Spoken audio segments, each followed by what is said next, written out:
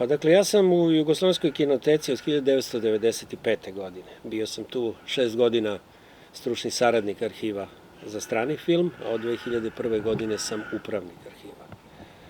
I sećam se negde pred 99. godinu da je došao jedan markantni gospodin u arhiv. Ja sam baš bio u hodniku, ovako gospodskog, aristokratskog druženja, i pitao me da li je tu Steva Jovičić. Steva Jovičić je bio moj prethodnik, upravnik arhiva. Ja sam mu rekao da je tu, da je u montaži, zapravo odveo sam ga.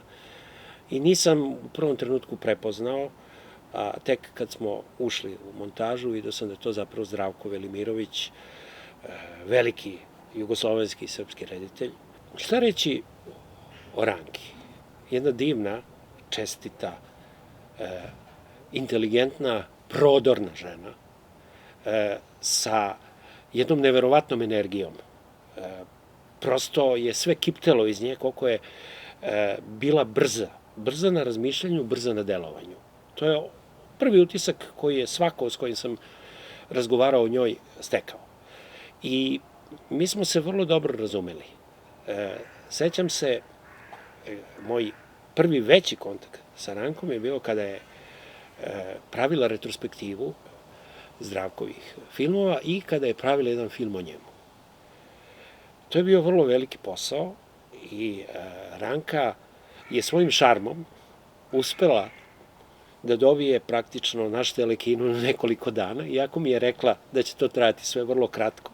Ali jednostavno nisam mogao da je izbegnem jer je toliko bila šarmantna, kako da kažem, prodorna, da ponovim, i ona je nekoliko dana radila u našem Telekinu, a to je bilo zaista fantastično koliko je ona do detalja znala i imala prostudirano šta želi da uradi, jer tako je to kad se nađu ljudi na istoj liniji, ljudi koji su entuzijaste, koji film vole pre svega iz ljubavi, a zatim ga i profesionalno obavljaju kao neku svoju delatnost.